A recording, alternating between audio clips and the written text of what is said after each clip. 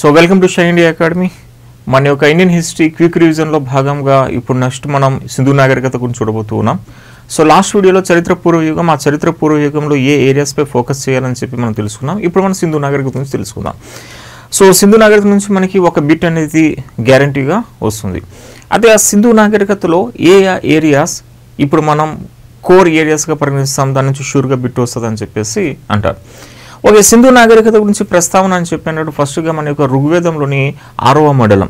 So ఋగ్వేదంలోని 6వ మండలంలో హరయ ప్రియ అనే పేరుతో సింధు నాగరికత పట్టణం గురించి ప్రస్తావన ఉంది. సో ఫస్ట్ ప్రస్తావన మనకి ఋగ్వేదం 6వ మండలం. ఈ 6వ మండలంలో హరయుప్రియ అని చెప్పి ప్రస్తావన ఉంది. హరయుప్రియ అనేది నథింగ్ బట్ హరప్ప అని చెప్పేసి. సో తర్వాత 1826లో చార్లెస్ మాజెన్ అని చెప్పేసి ఉంటాడు. ఇతను సింధు ప్రాంతంలో త్రవ్వకాలు చేసి అంటాడు ఒక నాగరికత ఉంది, ఆ నాగరికతను వెలికి తీయాలని చెప్పేసి అంటాడు. కానీ అప్పుడు ప్రభుత్వం దాన్ని పెద్దగా పట్టించుకోలేదు. అయితే తర్వాత అలెగ్జాండర్ బర్న్ అనేవాడు ట్రై చేశాడు, దయారాం సహాని, ఆర్డి బెనర్జీ అనేవాళ్ళు కూడా ప్రయత్నం చేశారు, ఒక నాగరికత ఉంది దాన్ని వెలికి తీయాలని చెప్పేసి. కానీ బ్రిటిష్ ప్రభుత్వం సహకరించలే. అయితే 1920స్లో వాయువ్య భారతదేశంలో బ్రిటిష్ వారు ఒక రైల్వేల నిర్మాణం చేస్తూ ఉంటారు. ఆ రైల్వేల నిర్మాణం చేయడం కోసం మొత్తం భూమిని చదును చేసుకుంటూ వెళ్తున్నప్పుడు వాళ్ళు కొన్ని వస్తువులు దొరుకుతాయి. Especially high quality burned bricks, అంటే మంచి క్వాలిటీలో ఉన్నటువంటి కాల్చిన ఇటుకలు మనకు బ్రిటిష్ వారికి అప్పుడు దొరికినాయి. అప్పుడు బ్రిటిష్ వారు ఏం చేస్తారు, 1920స్లో ఇక్కడ ఒక నాగరికత ఉంది, ఆ నాగరికత కనుగోవాలని చెప్పి archaeological survey of India chairman sir John మార్షల్కి బాధ్యత ఇస్తారు. అప్పుడు సర్ జాన్ మార్షల్ కొన్ని టీమ్స్ అపాయింట్ చేస్తాడు. ఆ టీమ్స్లో ప్రముఖ టీం దయారాం సహాని టీం. ఇప్పుడు ఈ దయారాం సహాని మన యొక్క హరప్పాలో త్రవ్వకాలు చేస్తాడు 1921లో. అప్పుడు 1921లో ఈ దయారాం సహాని ఈ హరప్పాలో త్రవ్వకాలు చేసి ఒక నాగరికత ఉంది అని చెప్పి కన్ఫర్మ్ చేసి మన సర్ జాన్ మార్షల్కి తెలియజేస్తే అప్పుడు సర్ జాన్ మార్షల్ అఫీషియల్గా అనౌన్స్ చేస్తాడు ప్రపంచంలో ఏమని చెప్పి అంటే భారతదేశంలో నాగరికత అనేది ఆర్యుల రాక ముందు నుంచే ఉంది అని చెప్పేసి అంటాడు. ఆ నాగరికతే సింధు నదికి అటు ఇటు వెలిసింది, అదే సింధు నాగరికత అని చెప్పేసి అంటాడు. అదే ఆ సింధు నాగరికతలో మొదటిగా త్రవ్వకం చేసింది హరప్ప, కాబట్టి దీన్ని హరప్ప నాగరికత అని చెప్పి సర్ జాన్ మార్షల్ పేర్కొంటాడు. అయితే ఈ సింధు నాగరికత అనేది మొత్తం భారతదేశంలో విస్తరించి ఉందా అంటే వాయువ్య భారతదేశంలో ప్రధానంగా ఈ సింధు నాగరికత అనేది విస్తరించి ఉంది. అదే సింధు నాగరికత భారతదేశంలో ఎక్కడెక్కడ ఉందో మనం తెలుసుకుందాం. సో సింధు నాగరికత అనేది ఎగువ మహారాష్ట్ర ప్రాంతం నుంచి పశ్చిమ ఉత్తరప్రదేశ్, ఈ జమ్మూ కాశ్మీర్, ఇక నుంచి పాకిస్తాన్ ఏరియా, ఇది సింధు నాగరికత ప్రాంతం అని చెప్పేసి అంటాం. 13 లక్షల చదరపు కిలోమీటర్లు సింధు నాగరికత విస్తరించి ఉంది. అదే ఇక్కడ సింధు నది అని చెప్పేసి ఉంది. సింధు నది, ఈ సింధు నది పేరు మీదుగానే ఈ నాగరికత సింధు నాగరికత అని చెప్పేసి పేరు వచ్చింది. అయితే ఇక్కడ రావి నది అని చెప్పేసి ఉంది. ఈ రావి నది తీరాన మనకి హరప్ప అని చెప్పేసి ఉంటుంది. సో మొట్టమొదటిగా త్రవ్వకాలు చేసింది హరప్ప ప్రాంతంలో ఇక్కడ. ఆ తర్వాత ఇక్కడ మనకి మొహెంజదారో అని చెప్పి ఉంది, చన్హుదారో అని చెప్పేసి ఉంది, అమ్రి అని చెప్పి అంటారు, కోట్ డిజీ అని చెప్పి అంటారు. కోట్ డిజీ ఈ ప్లేసెస్ అని పాకిస్తాన్లో ఉంటాయి. ఇక ఇక్కడ వస్తే గుజరాత్లో లోథాల్ అని చెప్పేసి అంటారు. ఇక ధోలావీరా అని చెప్పి ఉంటుంది. నెక్స్ట్ రంగాపూర్ అని చెప్పేసి ఉంటుంది, ఇంకోటి సుర్కటోడా అని చెప్పేసి ఉంటుంది. ఇవి గుజరాత్లో ఉన్నటువంటి ప్లేసెస్. సో లోథాల్, ధోలావీరా, రంగాపూర్, సుర్కటోడా, ఈ 4 ప్రాంతాలు మనకి గుజరాత్. కాళీబంగన్ అని చెప్పేసి ఉంటుంది. ఈ కాళీబంగన్ రాజస్థాన్లో ఉంటుంది. హర్యానాలో బన్వాలి అని చెప్పి ఉంటుంది. రాజస్థాన్లో రోపార్ అని చెప్పేసి అంటారు. సో ఇవి సింధు నాగరికతకు చెందినటువంటి ప్రముఖ ప్లేసెస్ అని చెప్పేసి అంటాం. సింధు నాగరికత ఉత్తర అంచులో ఉంది, దాన్ని అంటారు గుమ్లా అని చెప్పేసి అంటారు. దక్షిణ అంచులో ఉంది, దాన్ని అంటారు దైమాబాద్ అని చెప్పేసి అంటారు. ఈ యొక్క తూర్పు అంచులో ఉంది, దాన్ని అంటారు ఆలంగీర్పూర్ అని చెప్పేసి అంటారు.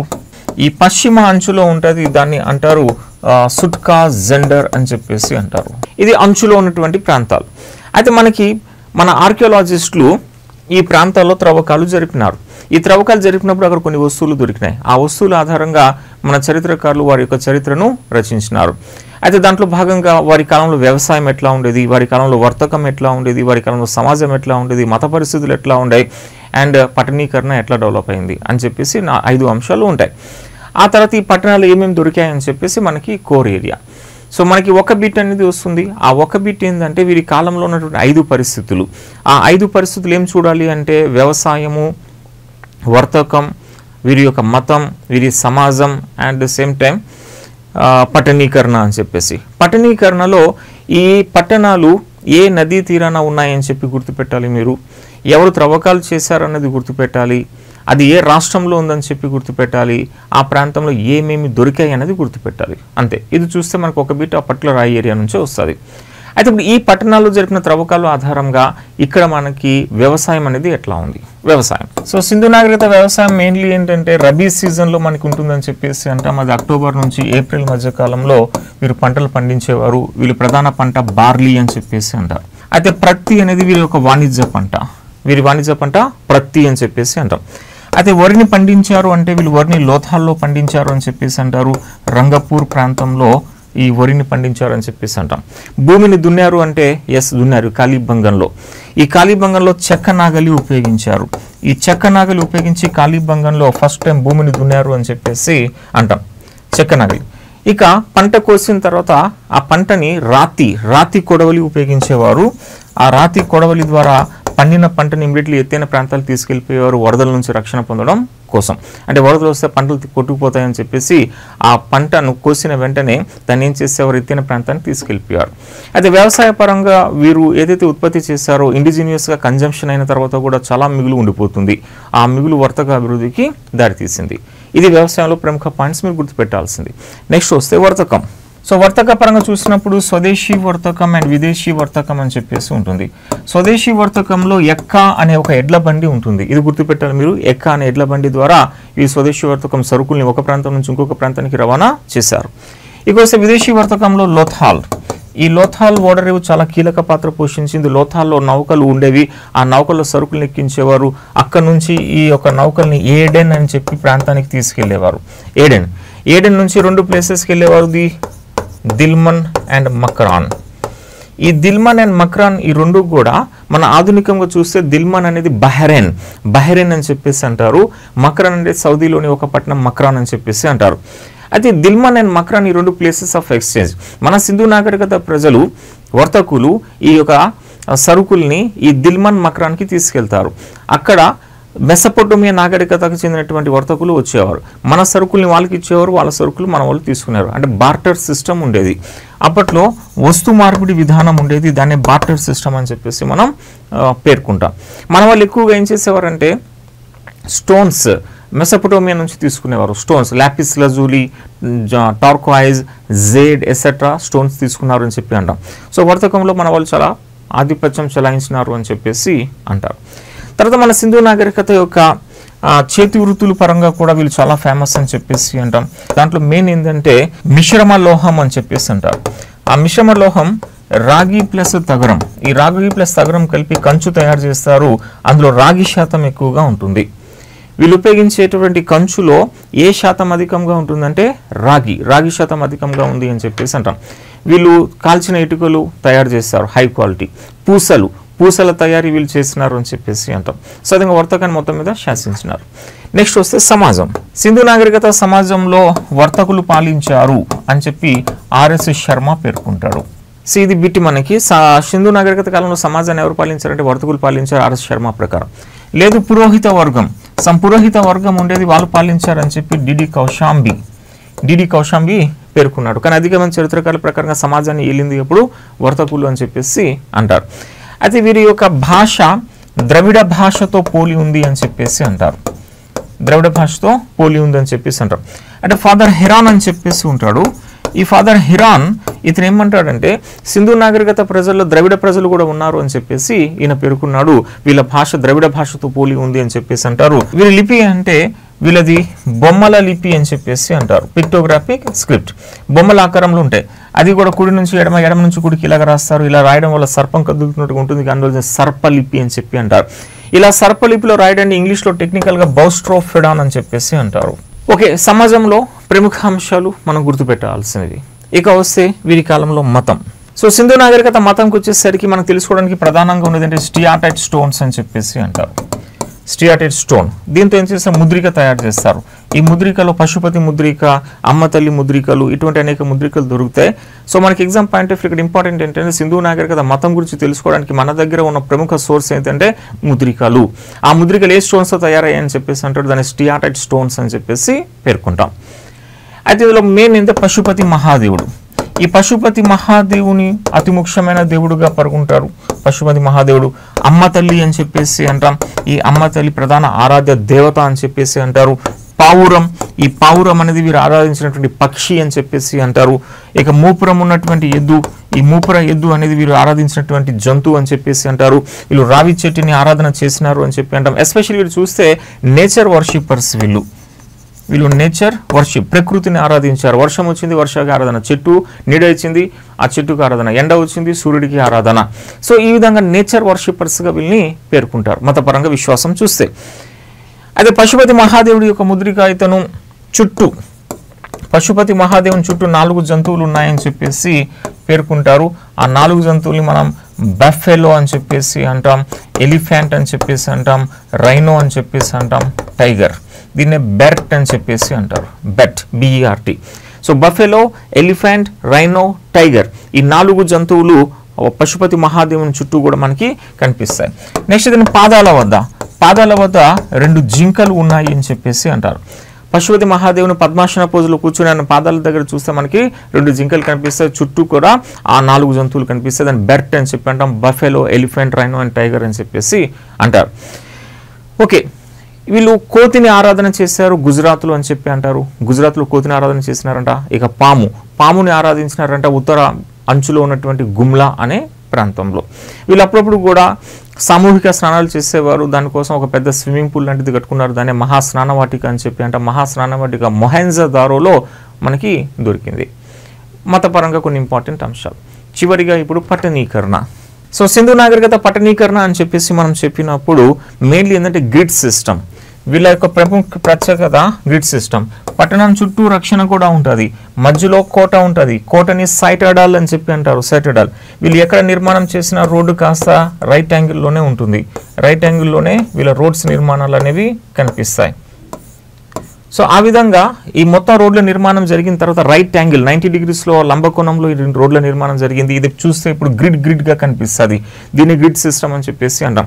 ప్రస్తుతం మన యొక్క చండీగఢ్, ఈ చండీగఢ్ బెస్ట్ ఎగ్జాంపుల్గా పేర్కొంటారు. అయితే సర్జాన్ మార్షల్ అంటాడు ఇక్కడ ఉన్నటువంటి ఈ గ్రిడ్ సిస్టమ్ మనకి బ్రిటన్లో లంకాషైర్లో కనిపిస్తుంది అని చెప్పేసి అంటాడు మన యొక్క సర్జాన్ మార్షల్. వీళ్ళ యొక్క రాజవీధి ఈస్ట్ వైపు ఉంటుందని చెప్పేసి అంటారు. ఈస్ట్ వైపు రాజవీధి. ఇదే వీళ్ళ grid system. Thousands of years పాటు దీన్ని ఫాలో అయినారు మన యొక్క సింధు నాగరికత ప్రజలు. అయితే ఈ రక్షణ కూడా ఉంటుంది వరదల నుంచి రక్షణ కోసం ఇక్కడ రక్షణ గోడ. నెక్స్ట్ వీరి ప్రత్యేకత కాల్చిన ఇటుకలు ఉపయోగించినారు అని చెప్పేసి అంటాం. అయితే కాల్చిన ఇటుకల్ని వీళ్ళు పేరుస్తారు. సో ఈ విధంగా మనకి పేర్చడం అనేది 2 ఇటుకల పైన 1 ఇటుక పేర్చడం అనేది కనిపిస్తుంది. సో దీన్ని అంటారు షేన్ బాండింగ్ మెథడ్ అని చెప్పేసి అంటారు. షేన్ బాండింగ్ మెథడ్. అలా ప్రపంచంలో మొదటిసారిగా ఈ యొక్క గోడల నిర్మాణంలో షేన్ బాండింగ్ మెథడ్ని తీసుకొచ్చింది మన సింధు నాగరికత ప్రజలు అని చెప్పేసి అంటాం. ఇక సింధు నాగరికత ప్రజలు ఫేమస్ వారి యొక్క డ్రైనేజ్ సిస్టంలో. సో అప్పట్లో ఒక ఎగ్జాంపుల్ మొహెంజోదారో మనం తీసుకుంటే మొహెంజోదారోలో ప్రతి ఇంటికి కూడా ఒక బావి ఉండేది, బాత్రూమ్ ఉండేది, ఒక రోడ్, ఈ రోడ్కి ఒక ఇల్లు. సాధారణంగా ఈ ప్లేసెస్లో వాళ్ళు ఏం చేసేవారంటే వాళ్ళ యొక్క బాత్రూమ్ ఉండే స్నానవాటిక. సో లోపలికి వెళ్ళిన తర్వాత లోపల నుంచి వీళ్ళు రూమ్లోకి ఎంట్రన్స్ అయ్యేవారు. ఇక్కడ సెంట్రల్ కోర్ట్యార్డ్ అనేది ఉండేది. ఇక్కడ ఎందుకు మెయిన్ హాల్ అనేది ఇవ్వలేదు ఎంట్రన్స్లో అంటే ఇక్కడ ఉన్నటువంటి ధూళి వల్ల. సో ధూళి అధికంగా ఉంటుంది. తలుపు తెరిచిన వెంటనే మెయిన్ హాల్లోకి వెళ్తే ఆ ధూళి వస్తుంది. కాబట్టి వీళ్ళు ఏం చేస్తారు, సెంట్రల్ కోర్ట్యార్డ్లోకి వెళ్తారు. అక్కడ నుంచి వాళ్ళు రూముల్లోకి వెళ్ళే విధంగా సిస్టమ్ ఉంటుంది. ఇక్కడ వీళ్ళు స్నానవాటికలు ఉంటాయి. సో ఇక్కడ నీరు కాస్త ఈ కాలువల్లోకి ప్రవేశిస్తుంది. ఈ కాలువ కాస్త పెద్ద కాలువలోకి కలుస్తుంది. ఆ పెద్ద కాలువ కాస్త నదిలో కలిసిపోతుంది. నదిలో అట్లా మొహెంజోదారో సింధు నది ఉంది. ఆ సింధు నదిలో నీరు అనేది కలిసేది. ఇటువంటి డ్రైనేజ్ సిస్టమ్ మనకు సింధు నాగరికతలో మోస్ట్ ఇంపార్టెంట్ అని చెప్పి అంటారు. మొత్తం వీరి యొక్క పట్టణీకరణలో అతి ముఖ్యమైనది ఏదంటే వీరి యొక్క డ్రైనేజ్ సిస్టమే అని చెప్పేసి అంటారు.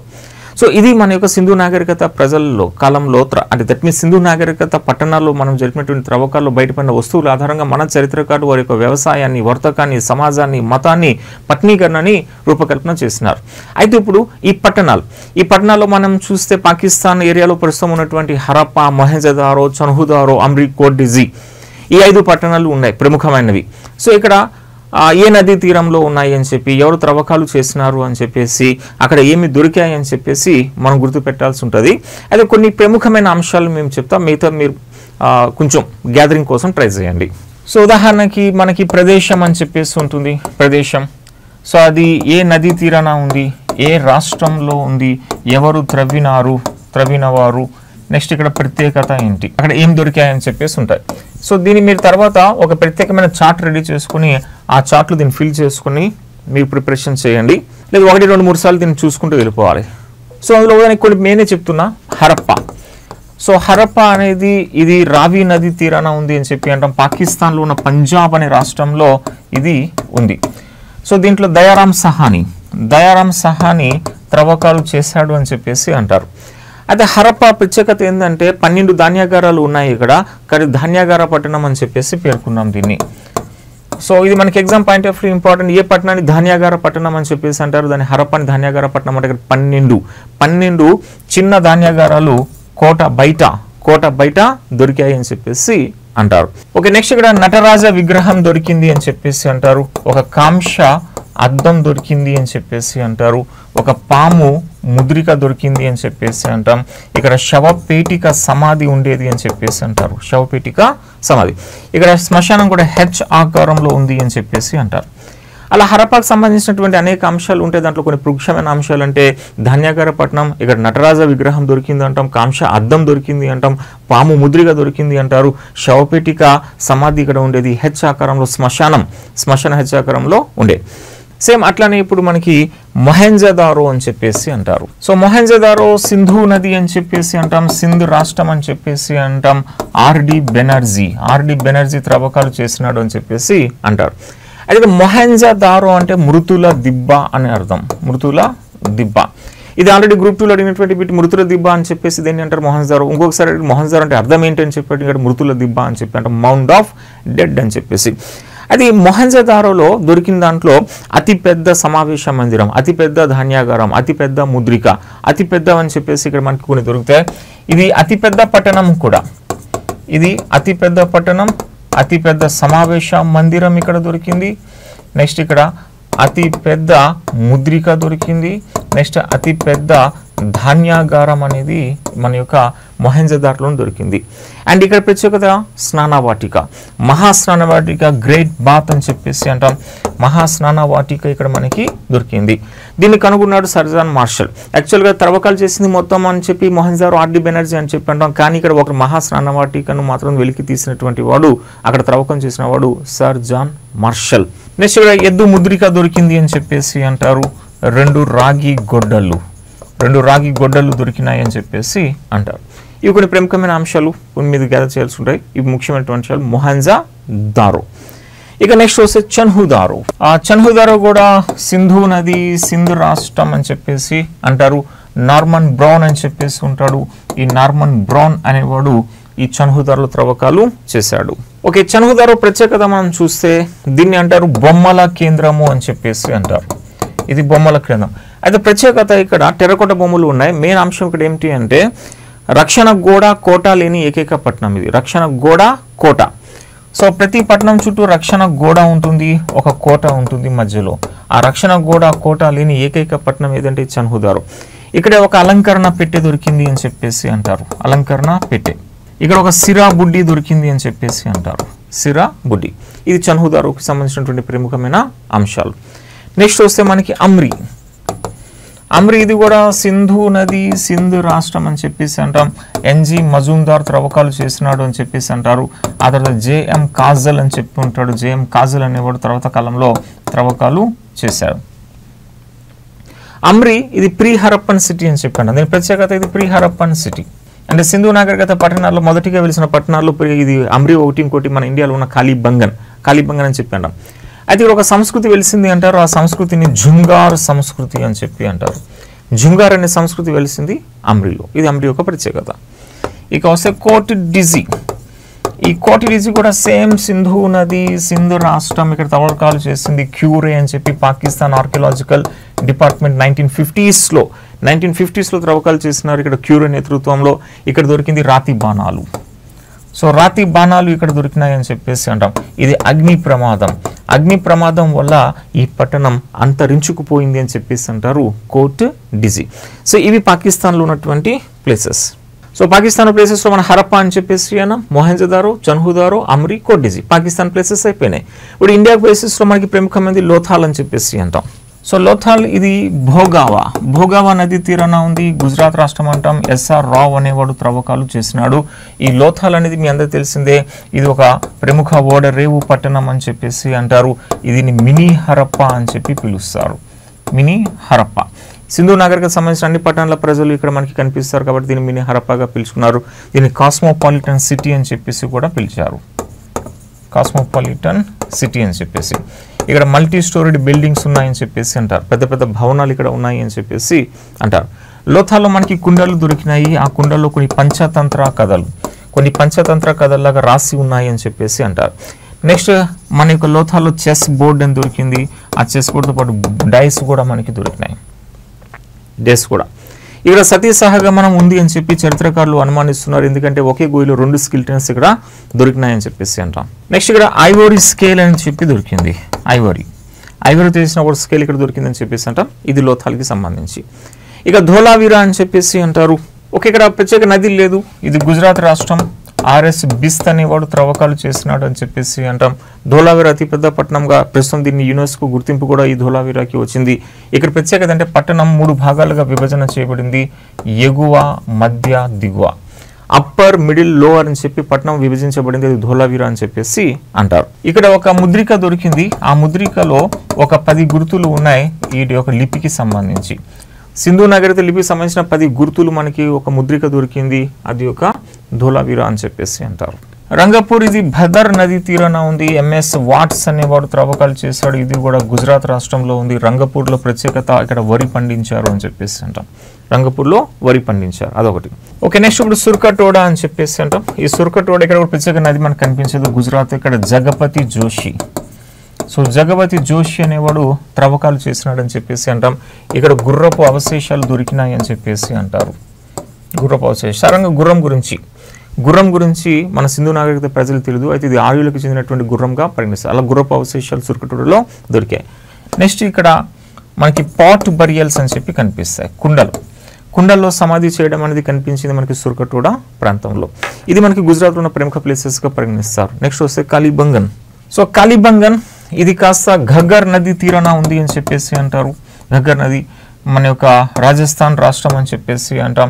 ఇక్కడ ఏ ఘోష్ త్రవ్వకాలు చేసినాడు అని చెప్పేసి అంటారు. ఇక దీంతో పాటు ఇక్కడ బీబీ లాల్, బీకే థాపర్ అని చెప్పేసి ఉంటారు. వీళ్ళు కూడా మన కాళీబంగన్ త్రవ్వకాలు చేసిన వారిలో ఉన్నారు.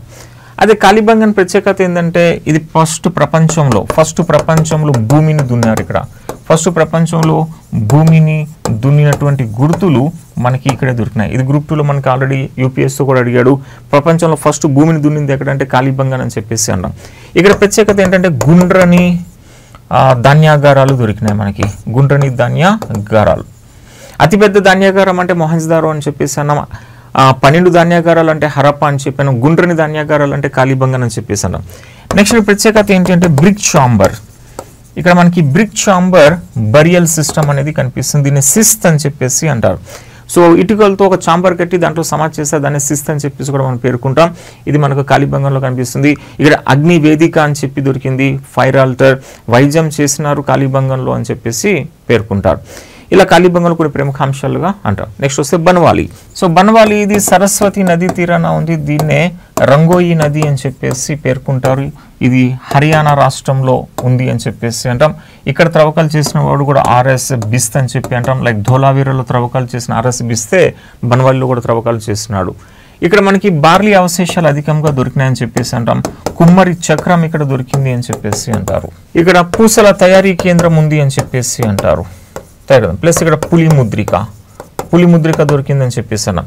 ఎద్దు ముద్రిక అని చెప్పి ఉంటుంది, అది మొహంజదారోలో ఉంటుంది. ఎద్దు ముద్రిక మొహంజదారోలో, పులి ముద్రిక బన్వాలీలో. ఇక లాస్ట్ వస్తే మనకి రోపార్. ఈ రోపార్ అనేది మనకి సట్లెజ్ నదీ తీరాన ఉంది అని చెప్పేసి అంటారు, పంజాబ్ రాష్ట్రంలో ఉంది అని చెప్పేసి అంటారు. వైడి శర్మ త్రవ్వకాలు చేసినాడు అని చెప్పి అంటాం. ఇక రోపార్లో 2 మట్టి దిబ్బలు ఉంటాయి, ఆ మట్టి దిబ్బల్ని కాస్త కోటలుగా మార్చినారు అని చెప్పేసి అంటారు రోపార్లో ఇంకో ప్రత్యేకత ఏంటి అంటే, ఇక్కడ యజమాని కుక్కల్ని పెంచుకుని ఉంటే యజమాని చనిపోతే యజమానితో పాటు కుక్కల్ని కూడా పూజ చేస్తారు ఈ రోపార్లో. అయితే బన్వాలి మనం ఇక్కడ చూసిన దాంట్లో బన్వాలి ఇంకో ప్రత్యేకత ఏంటంటే, ఇక్కడ గ్రిడ్ సిస్టమ్ అనేది, డ్రైనేజ్ సిస్టమ్ అనేది ఈ 2 ప్రతి పట్టణంలో ఉంటుంది కదా, కానీ ఇక్కడ బన్వాలీలో లేదు. ఇది ఒక యూనిక్ పాయింట్ మనకి. బన్వాలీలో గ్రిడ్ సిస్టమ్ లేదు, డ్రైనేజ్ సిస్టమ్ లేదు అని చెప్పేసి అంటాం. సో ఈ విధంగా సింధు నాగరికత నుంచి ఒక బిట్ మనకు వస్తుందని చెప్పిన ఒక బిట్ ఇప్పుడు ఏదైతే మన అంశాలు చూసామో ఈ ఏరియాస్ నుంచి వస్తాయి. సో ఈ ఏరియాస్ స్ట్రాంగ్గా ఉండండి, ఇంకేమైనా అడిషనల్గా ఉంటే ఈ ఏరియాస్ రిలేటెడ్గా ఫోకస్ చేస్తూ చదవండి, డెఫినెట్లీ ఒక బిట్ మీకు వస్తుంది. ఇక సింధు నాగరికత ప్రజలు ఎక్కడి నుంచి వచ్చారు అని చెప్పి అంటే ఏ ఘోష్ అని చెప్పి అన్నాడు. కాళీబంగంలో త్రవ్వకాలు చేసిన ఏ ఘోష్ అంటాడు, కాళీబంగన్ ఇది ప్రీ హరప్పన్ సిటీ అమ్రితో పాటు. అయితే కాళీబంగన్ నుంచి సింధు నాగరికత డెవలప్ అయిందని చెప్పి ఏ ఘోష్ అనేవాడు పేర్కొంటాడు. కానీ మార్టిమర్ వీలర్ అని చెప్పి ఉంటాడు. మార్టిమర్ వీలర్ ఏమంటాడు, సుమేరియా నుంచి వీళ్ళు వచ్చినారు, సుమేరియా మెసొపటోమియా ప్రాంతం నుంచి సింధు నాగరికత ప్రజలు వచ్చారని చెప్పేసి అంటాడు. అయితే మన స్వదేశీ సిద్ధాంతం ఏ ఘోష్ సిద్ధాంతమే యాక్సెప్ట్ చేస్తాం. ఇక సింధు నాగరికత పతనం అని చెప్పాము అనుకోండి, మెయిన్లీ వరదల వల్ల ఇది అంతరించుకుపోయింది అని చెప్పి. ఇంకా మెయిన్ రీజన్ ఇంకొకటి ఏంటంటే ఆర్యుల దండయాత్ర. ఈ ఆర్యులు మన భారతదేశంపై దండయాత్ర చేశారు. మొట్టమొదటి విదేశీ దండయాత్రికులు చెప్పాలంటే ఆర్యులు అని చెప్పేసి అంటారు. ఈ ఆర్యులు 1500 BC అంతకంటే ముందు కూడా దశల వారీగా మన వాయువ్య భారతదేశం సప్త సింధు ప్రాంతం, అది నథింగ్ బట్ సింధు నాగరికత ప్రజలు ఉన్నటువంటి ప్రాంతం సప్త సింధు, దానిపైన అటాక్ చేస్తారు. అటాక్ చేసి ఆ ప్రాంతం మొత్తం తమ గుప్పెట్లో తీసుకున్నారు. ఎస్పెషల్లీ మొహంజదారో ఎగ్జాంపుల్ తీసుకుంటే మొహంజదారోలో రాగి గొడ్డలు ఉపయోగించినారు ఈ యొక్క ఆర్యులు. రాగి గొడ్డలతో అక్కడ ఉన్న ప్రజల్ని నరికివేసినారు. నరికివేసిన తర్వాత ఆ స్కిల్టన్స్ అక్కడ గుట్టలుగా పడేసి వెళ్ళిపోయినారు. అందువల్లనే మొహంజదారో త్రవ్వకాలు చేసినప్పుడు మన ఆర్కియాలజిస్టులకి శవాలు గుట్టలుగా దొరికాయి. కాబట్టి దానికి మృతుల దిబ్బ అని పేరు వచ్చింది, మృతుల దిబ్బ.